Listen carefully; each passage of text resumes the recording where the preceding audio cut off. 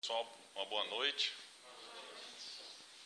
Para nós é uma alegria poder retornar a essa casa. Tanto nos acolheu bem na primeira vez que aqui estivemos e retornar e reencontrar as pessoas que nós vamos conhecendo, nessa caminhada de doutrina espírita é muito gratificante e é de muita alegria da nossa parte. Narra-nos o Evangelho de Marcos que, em certa ocasião, Jesus passando por Jericó, um cego que estava à beira do caminho, ouvindo que Jesus por lá passava, começou a gritar, pedindo a misericórdia de Jesus. Esse cego gritava, e a multidão que estava ao redor do cego e próxima a Jesus, incomodada com aquele fato do cego gritar, mandou que ele se calasse, que ele silenciasse. Mas o cego não se conformou com o pedido do público e começou a gritar mais alto ainda, pedindo a misericórdia de Jesus. Jesus, ouvindo aquele grito, partindo de uma pessoa, pediu que chamassem quem estava gritando. Mandou chamar o cego se aproximou. Narra-nos o Evangelho que o cego foi saltitante em direção a Jesus. Chegando lá, Jesus olhou para o cego e perguntou para o cego: "Que queres que eu te faça?" O cego pediu que pudesse ver. Eu quero voltar a ver. Então Jesus disse que então a tua fé te salvou. O cego então começou a enxergar. Essa passagem nos traz várias reflexões. Primeiro, porque esse cego gritava, implorando a misericórdia, mostrando um ato de querer algo que nós também, às vezes, silenciosamente gritamos através do pensamento, querendo algo.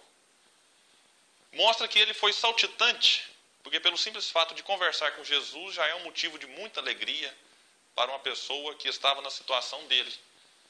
E depois Jesus vai e lhe restitui a visão com a pergunta: "Que queres que eu te faça?" E nós? O que nós queremos que Jesus nos faça? É uma pergunta que parece simples, mas imaginemos se nós tivéssemos a oportunidade de encontrar Jesus e ele nos fizesse essa pergunta: o que é que nós queremos que ele faça por nós? O que é que nós queremos da vida? O que é que nós estamos aqui? Qual que é o nosso objetivo? Nós pudéssemos responder aí uma pergunta, igual o cego respondeu: quero ver. Mas e nós? Que muitas vezes já enxergamos, já caminhamos, já andamos, gozamos de uma saúde, se não 100%, mas muito próxima disso, um ajuste aqui, outro ali. O que nós queremos de Jesus, o que nós queremos dos bons espíritos, o que nós queremos de Deus, o que nós queremos da vida? É uma pergunta que nos traz grandes reflexões. Talvez se Jesus aparecesse e perguntasse: "O que queres que eu te faça?", eu pediria para ele um tempo para me pensar. Falava: "Ô Jesus, eu quero tempo", porque é uma pergunta que parece simples, mas tão complexa para você dar numa resposta. Às vezes eu pediria tempo. Só que nós temos esse tempo e nós não valorizamos. Mas Leon Denis, o apóstolo do Espiritismo, aquele que é considerado pelos estudiosos da doutrina espírita como o continuador e o consolidador de Allan Kardec, ele na sua obra maravilhosa, O Problema do Ser e do Destino, e que se foi ditado pela Feber, ela incluiu o problema da dor no título do livro, ele nos traz uma reflexão na terceira parte desse livro, quando ele nos diz que toda a potência da alma resume-se em 3 palavras: querer, saber e amar.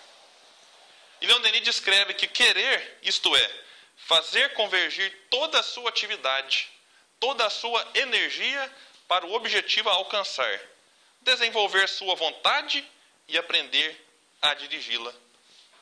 E aí vem a pergunta: como é que nós estamos destinando a nossa energia? Como é que nós estamos destinando a nossa atividade em prol desse querer? Porque tudo que nós queremos, tudo que nós depositamos energia, tudo que nós depositamos nossa atividade, isso retorna para nós, positiva ou negativamente. Se eu me empenho em algo bom, aquele bem que eu estou fazendo retorna positivamente para mim. Se eu dedico a minha atividade a algo mal, a algo não tão bom, retorna para mim da mesma maneira. É a lei de causa e efeito, lei de ação e reação. Tudo que eu emito, volta para mim. Aí cabe a nós refletir e analisar como é que está as nossas atitudes. Como é que eu estou direcionando as minhas energias. Se é em algo que me trará de volta algo positivo ou se me trará de volta consequências negativas. Então não basta apenas querer. É necessário direcionar esse querer para algo que seja produtivo, para algo que vá, de certo modo, proporcionar a nós e àqueles que nos rodeiam algo de bom, algo de positivo. E esse querer, é curioso que na nossa existência enquanto encarnado, nós analisamos que de acordo com a faixa evolutiva que se encontra cada espírito aqui reencarnado, é muito diferente o querer. O querer de um é tão diferente do querer de outro, que um olha para o outro e fala assim, mas como que pode? Alguém numa chuva dessa, com um tempinho bom desse, ir para o centro espírita ouvir uma palestra. Tem muitos rindo de nós. Tem muitos zombando de quem aqui está. No Evangelho falam, que importam se riem de nós? Se zombam daqueles que buscam algo melhor. Enquanto nós aqui estamos buscando o conhecimento, buscando reflexões, do mesmo modo nos surpreendemos com alguém que mesmo nesse frio está na esquina, num bar, está fazendo coisas totalmente negativas. Então nós percebemos como que o querer de cada pessoa depende daquilo que é importante para ela naquele momento. Muitos de nós somos trazidos aqui através da dor. E quando a gente fala com uma pessoa, meu amigo, vamos ao centro espírita hoje? Vamos participar de um estudo, participar de uma reflexão?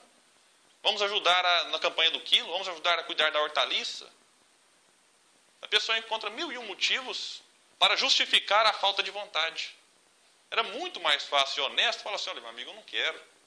Mas não, mas é porque hoje. Não, eu estou cansado. Não, porque hoje eu tenho um outro negócio. Sejamos honestos. A gente não consegue participar de tudo. É óbvio, natural.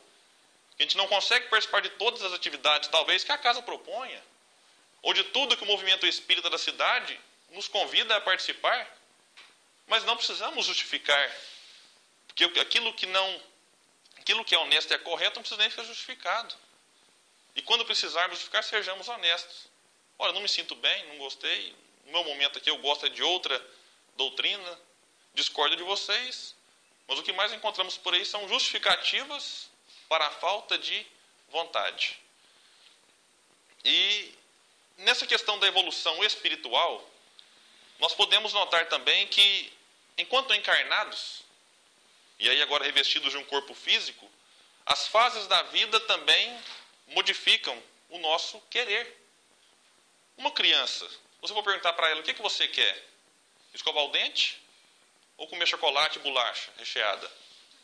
Ele vai falar, comer chocolate. Se você quer brincar ou fazer tarefa da escola? Quero brincar, é lógico.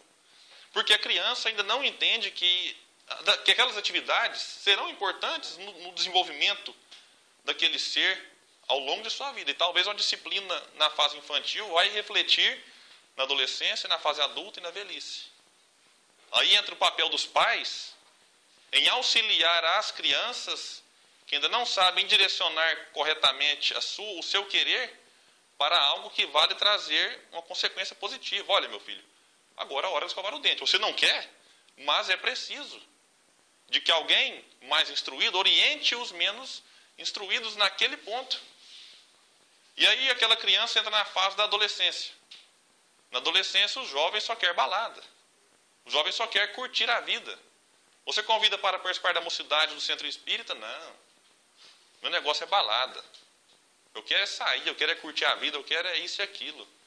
Porque o querer dele naquele momento está direcionado para curtir a vida, entre aspas, de um modo que ele acha que é o correto. Mas aí entra a importância dos mais velhos darem a orientação. Olha, tudo bem, o jovem tem o direito de sair, de namorar, de passear, mas com responsabilidade. Mas ele também tem o dever, enquanto jovem, de participar também de alguma atividade espiritual, independentemente da religião, que faça parte do grupo de jovens da igreja, da mocidade do centro, que esteja vinculado a algo que vá lhe trazer um enriquecimento espiritual. E aí esse jovem sai e entra na fase adulta. Os adultos aí, muitos de nós destinamos o nosso querer simplesmente à área profissional. Dedicamos a nossa energia, a nossa atividade, quase que somente voltada para aquilo que nos trará retorno financeiro, retorno material. E nós convidamos a pessoa, por exemplo, a realizar um culto do evangelho no lar na sua casa, um momento em família. Ah, não, mas é muito complicado, não tenho tempo. Mas tem tempo de acompanhar a novela e não perde um capítulo. O Big Brother, se tiver no final, não falha um.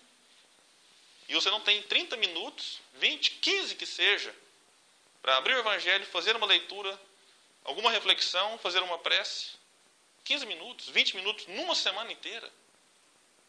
E nós vamos entrando na velhice. E a velhice é a melhor idade, não é à toa, porque está mais perto da morte. E é quando estamos nessa situação que nós passamos a refletir melhor em relação ao que é espiritual. Porque lá na velhice, a companheira e a amiga dor, muitas vezes já chegou. E é lá que vamos refletir, opa, eu preciso pensar em algo diferente. Então a velhice tem um lado muito positivo, de que ao nos aproximarmos do momento de retornar à vida espiritual, a gente começa também a despertar para buscar a espiritualidade enquanto encarnado.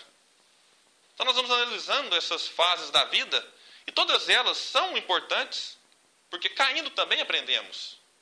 Quantos jovens caíram na juventude e hoje são adultos equilibrados, são adultos comprometidos, compromissados com o trabalho espiritual? O problema nosso em errar é errar e não aprender. Porque quando a gente erra e aprende algo, mesmo que não seja na hora, mas que seja depois, isso é muito positivo. Basta vermos Paulo de Tarso. Enquanto Saulo perseguia cristãos e matava cristãos, depois se converte em Paulo, e ao invés de ficar lamentando, ai meu Deus, nossa, mas não, ele não ficou lamentando, chorando, porque isso e aquilo, não. Ele se reclusou no deserto durante alguns anos, meditou, refletiu e dedicou-se a divulgar o Evangelho. O maior divulgador do Evangelho que já passou pela terra. Errou, mas não ficou preso ao erro. Porque o sentimento de culpa nos prende ao erro e nos impede de trabalhar. Paulo de Tarso, apesar de ter errado muito, enquanto jovem, por amor à lei mosaica, quando se converte ao cristianismo, não lamenta, trabalha.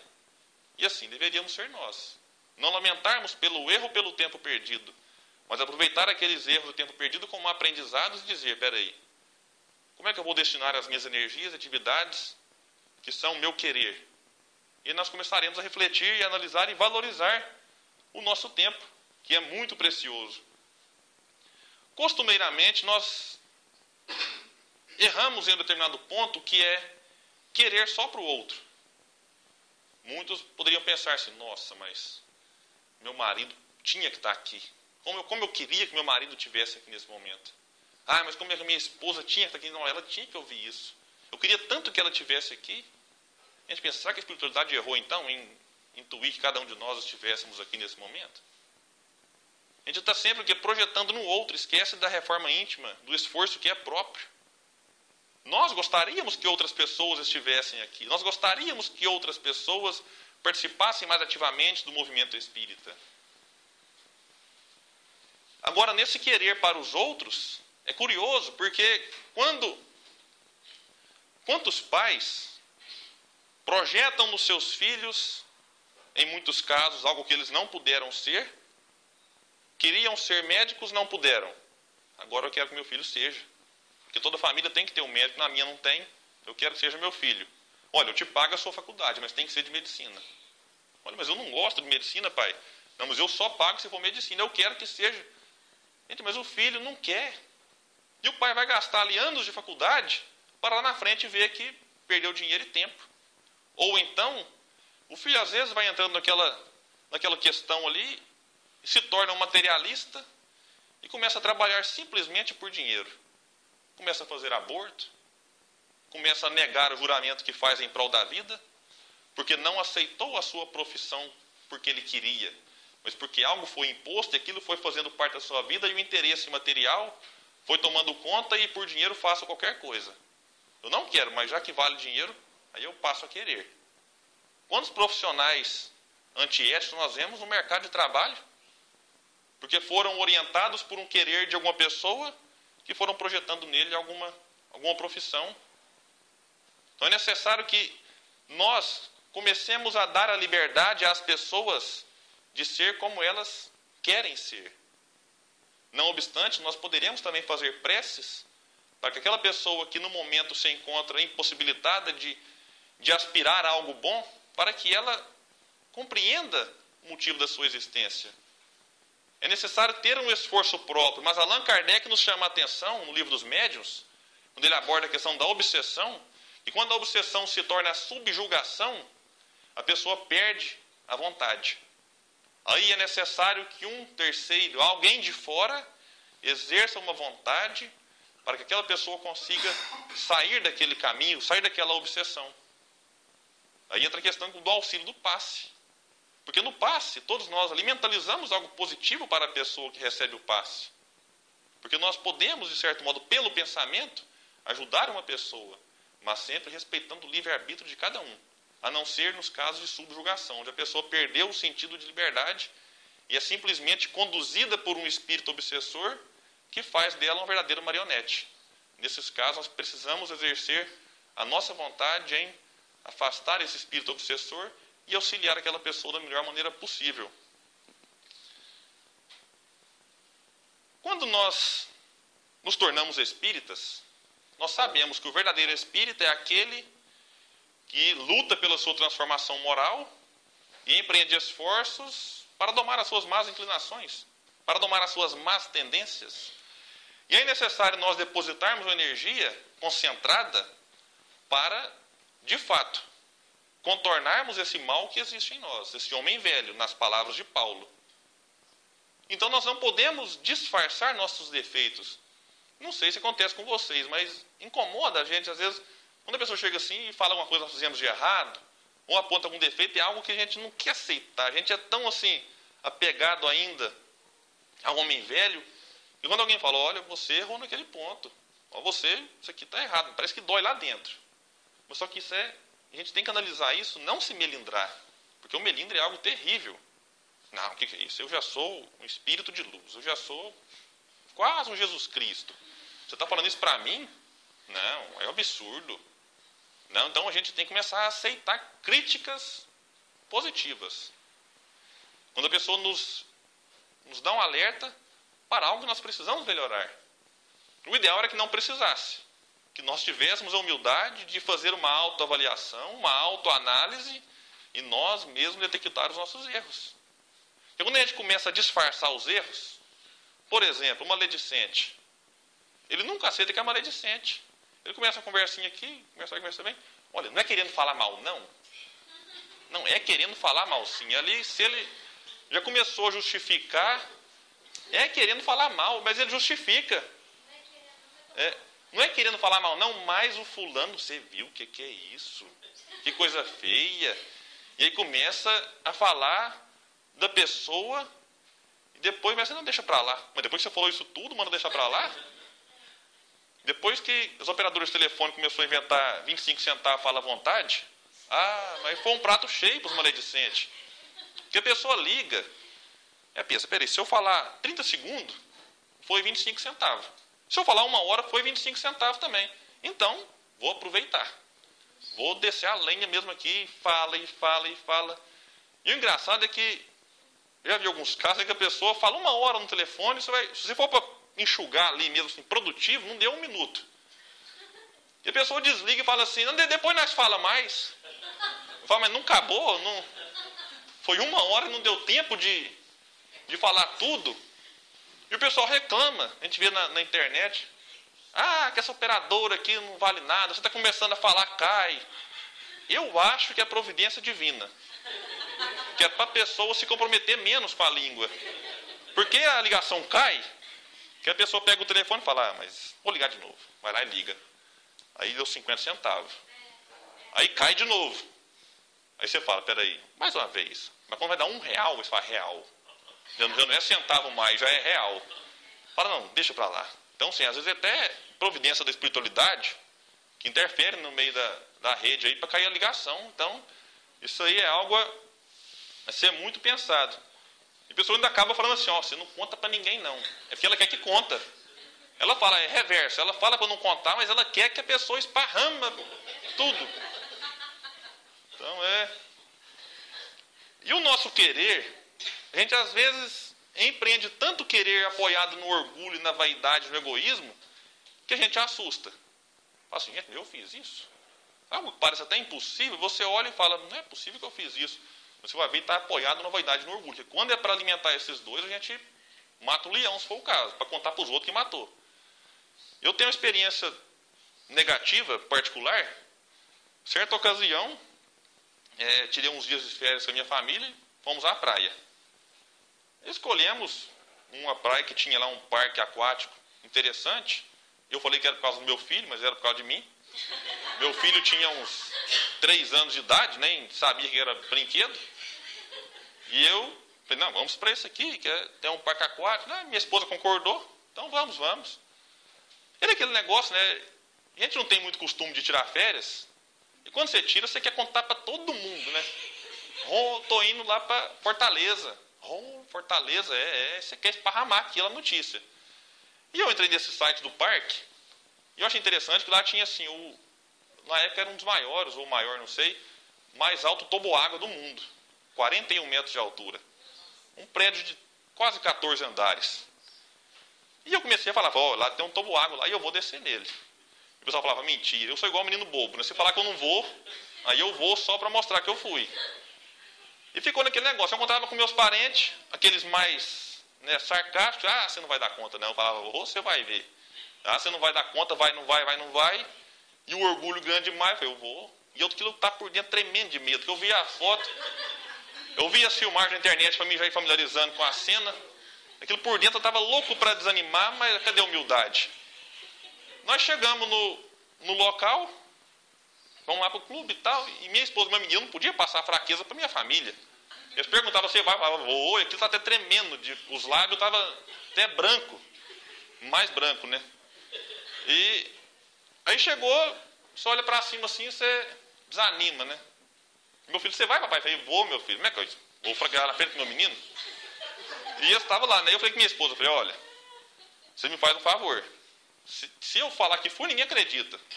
Não que eu seja mentiroso, mas eu fiz tanta propaganda e o pessoal, eu falei, filma. Falei, filma porque tem que ficar registrado. Porque se eu chegar lá e falar que fui, e beleza. Eu falei, não, pode dar que eu vou filmar. E eu fui subir. A tortura é tanta que começa na subida, que é 41 metros, tinha que ter um elevador, não tem, é escada. É um prédio de 3 andares, Americanas na escada. E você vai subindo, já começa o drama por aí, e tem mais gente descendo do que subindo. Não tem coragem não. E aquilo, o namorado que às vezes vai que a namorada, mas você é mole demais, o cara já desceu, né? Agora é fácil falar que ele é mole. E a mulher desce chorando, e o homem desce xingando, e a mulher que você é isso, você é aquilo. Eu acredito que tem casal que divorcia descendo no caminho. De tanta coisa que eu fui ouvindo nesse caminho, e aquilo eu fui ficando mais apertado por dentro. Eu fui subindo, cheguei na fila, tinha lá umas 40 pessoas. Eu falei, deve ser bom que tem esse tanto de gente para ir. E foi, vai um, vai outro, eu estou tranquilo. De repente, o guardinha lá da frente que comanda lá a entrada me chamou, né? Eu olhei, se era eu mesmo. Ele falou, eu olhei para frente, não, mas tem esses 20 aqui. Ele falou, não, esse aqui está criando coragem. O próximo agora é você. Eu falei, meu Deus, vou para criar coragem ou já desço? Mas aí o orgulho e a vaidade era tanta, né, de falar que foi sem pensar. Eu falei, não, eu vou.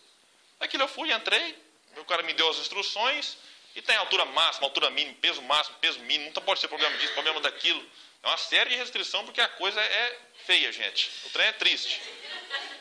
E eu entrei aqui, você não via nada, porque ele não é daqui, se ele fizesse assim, era bom. Ele entra assim, já cai, é um penhasco. O nome dele é Insano.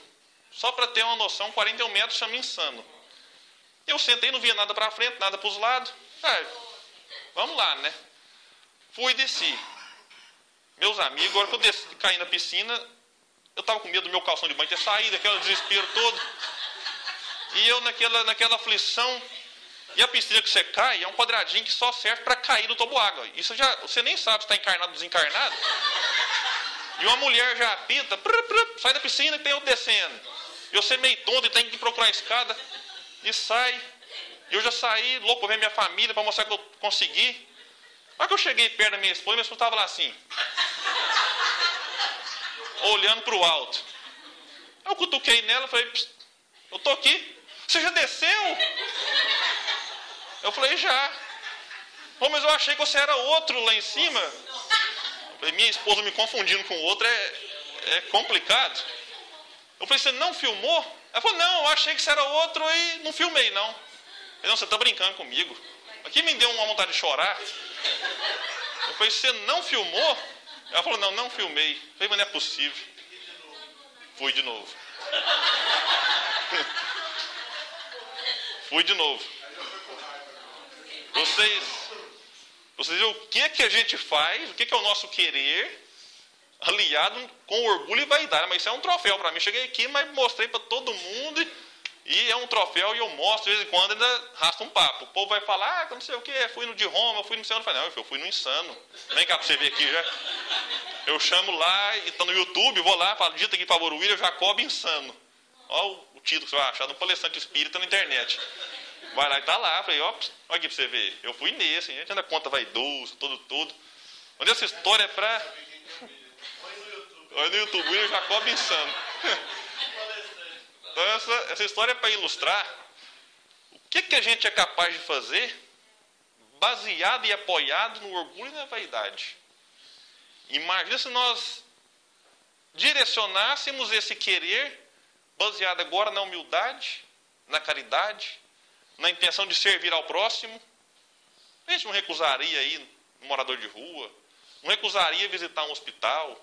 Por quê? Se você desceu no Insano sem querer, ou querendo por vaidade 2 vezes ainda, você não pode ir no hospital visitar uma pessoa que está lá prestes a desencarnar, fazer uma oração por ela.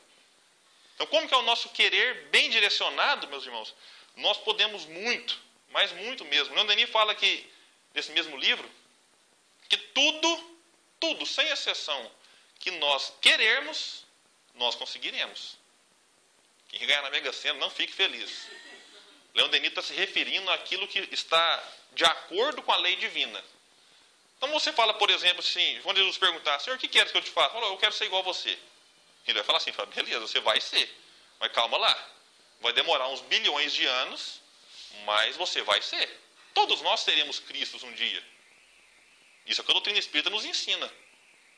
Então não basta nós querermos. E depende de nós que essa caminhada seja longa ou curta. Chegar, todo mundo vamos. E uma coisa é certa.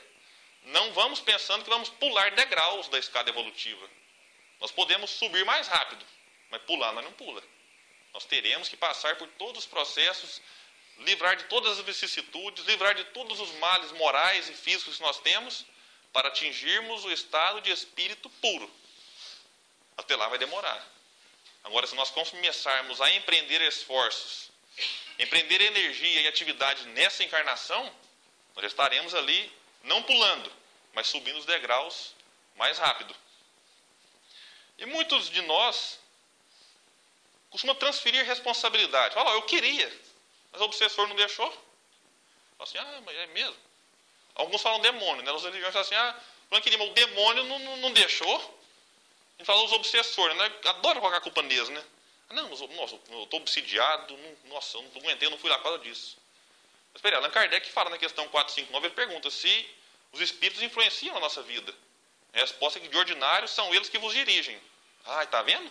E ele que me está dirigindo, eu não fui porque está me dirigindo. Só que depois Allan Kardec pergunta, os espíritos respondem que os obsessores só nos influenciam porque nós damos brecha. Ou então Deus é injusto. Se tem algum espírito nos influenciando negativamente, sem que eu dê brecha, cadê a justiça de Deus? Só nos influencia porque a brecha é nós que damos. Nós somos o plug. Eles simplesmente conectam. Se o nosso plug for de uma conexão que eles não conseguiram encaixe, não vão afetar em nada a nossa vida. É orar e vigiar.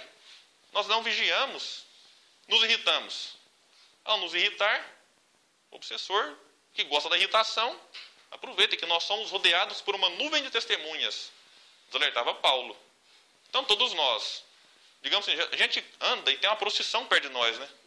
Que é o anjo de guarda, tem espírito familiar que desencarnou, e tem espírito que, porventura, quer às vezes cobrar alguma dívida nossa. E está ali louco para pegar uma oportunidade para, vamos dizer assim, inflamar. Tem uma chaminha. Só vai e taca mais um pouquinho de álcool. Mas a chaminha quem deu fomos nós.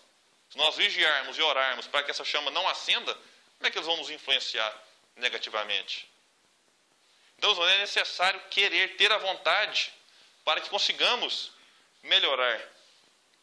Basta ver os exemplos de quando as pessoas não querem.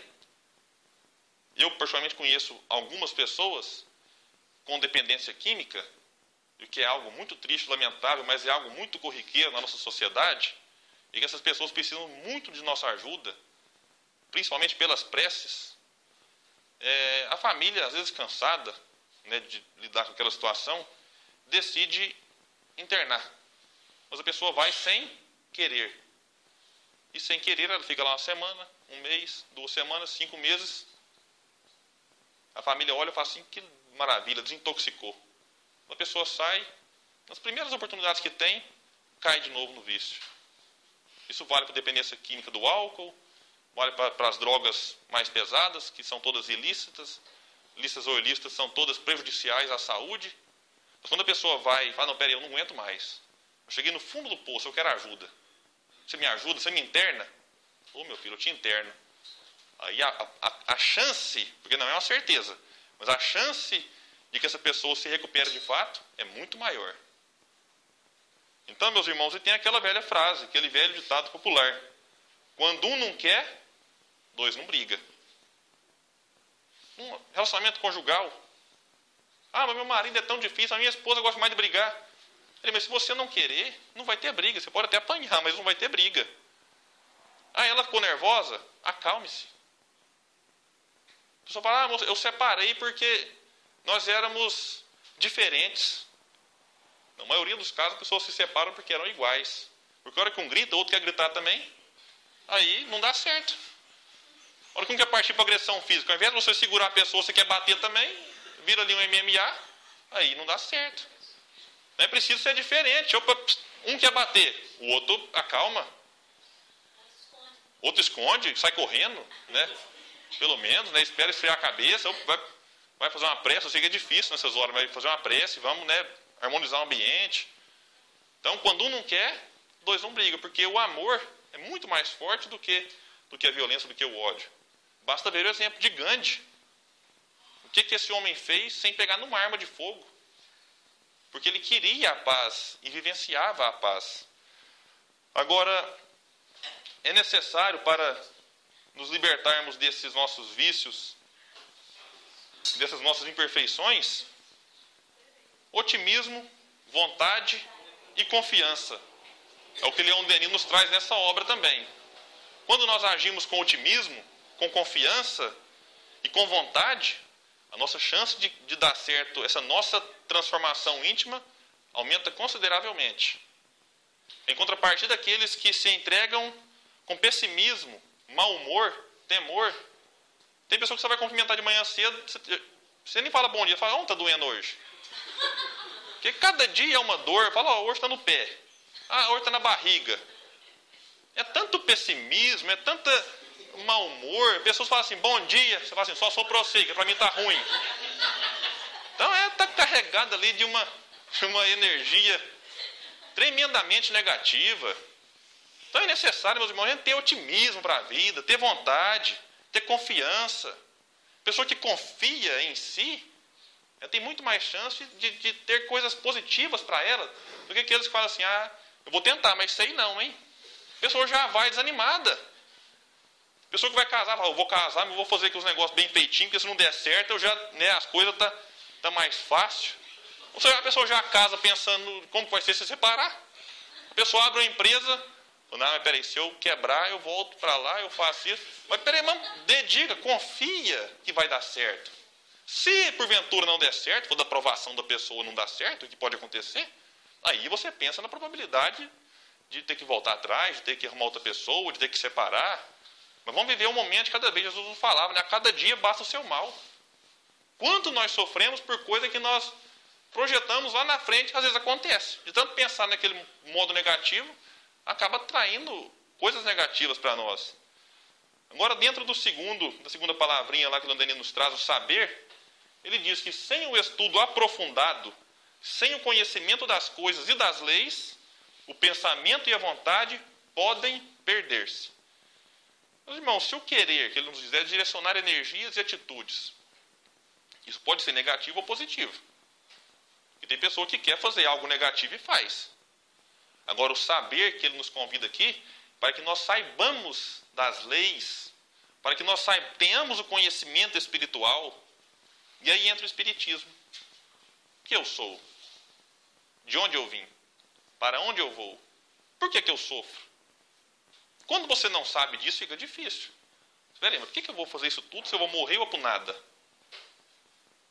Ou se eu vou para o paraíso ou para o inferno? Espera aí, o paraíso eu sei que eu não mereço. Eu vou para o inferno, então já que o trem está ruim, eu vou aprontar mesmo, porque eu não mereço o céu. Ficar lá com Jesus, São Francisco de Assis, eu não sou eles.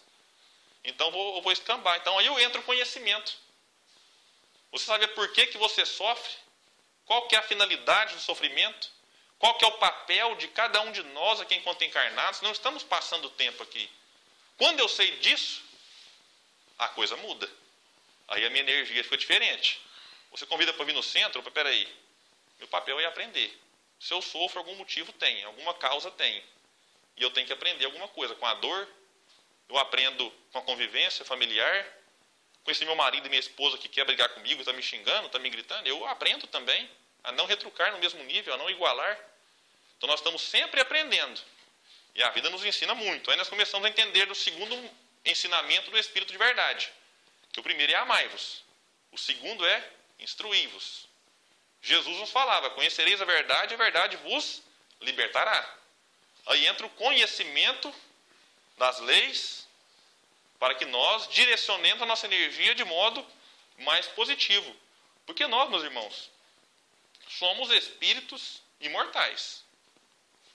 Eu tenho comentado com o pessoal que é o seguinte, nós adoramos presentinho. Você faz aniversário, um presentinho, você é uma caixa de giz. Oh, que maravilha, uma caixa de giz. Olha, um livro, nossa, que tanto que é bom um livro, eu adoro ganhar livro. Chega Natal, troca presente daqui, troca presente dali. Adoramos presentes. Adoramos receber, adoramos dar presentes. Aí, presentinhos, que eu me disse bem. E o presentão que nós ganhamos? Que é ser criado por Deus. Você ser criado pela inteligência suprema. E essa inteligência suprema te dá de presente a imortalidade. Fala, meu filho, toma, você é imortal. Só que nós não ou vivemos sem ter a consciência dessa imortalidade. Qualquer coisinha que nos acontece, a gente acha que é o fim do mundo. Mas eu sou imortal. Peguei uma doença aqui, essa doença é triste, é terrível, mas ela é do corpo. E ali a alma, às vezes, está se desfazendo de coisas impurezas que transmite no corpo para embelezar o espírito. Porque a beleza que devemos procurar é a espiritual.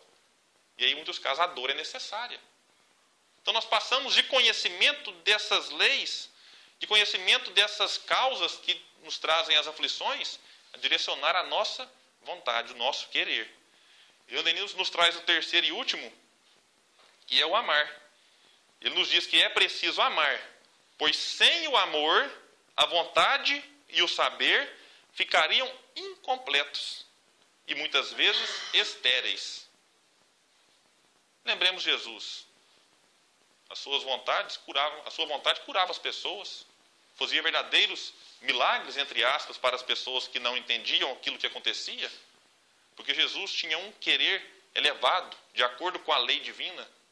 Jesus tinha um saber que quando Pilatos pergunta para Jesus o que é a verdade, Jesus fez um silêncio, não respondeu, porque coitado de Pilatos. Que verdade que ele queria saber? Da química, da física, da matemática, da história? Qual que era a verdade que Pilatos queria saber? Porque Jesus já sabia todas. Se fôssemos nós ia tentar fazer uma palestra para Pilatos, né? Olha, Pilatos, calma, a verdade é isso, é aquilo, ele nos calou. Porque a verdade é algo tão amplo, não daria para ser falado para um homem que não queria saber a verdade. Estava perguntando simplesmente fui perguntar. Então Jesus é um exemplo de que queria algo sempre de acordo com a lei divina, conhecia as leis que regem o universo, mas Jesus, acima de tudo, foi o exemplo do amor. E é por isso que ele encarnou entre nós. Haroldo Dutra Dias diz que, por que Jesus, governador espiritual do planeta, veio encarnar entre nós? E Jesus fala que é porque a mensagem do amor não pode ter erro. E nós, espíritos encarnados, com exceção de Jesus, somos ainda imperfeitos. Uns quase lá, outros quase no começo.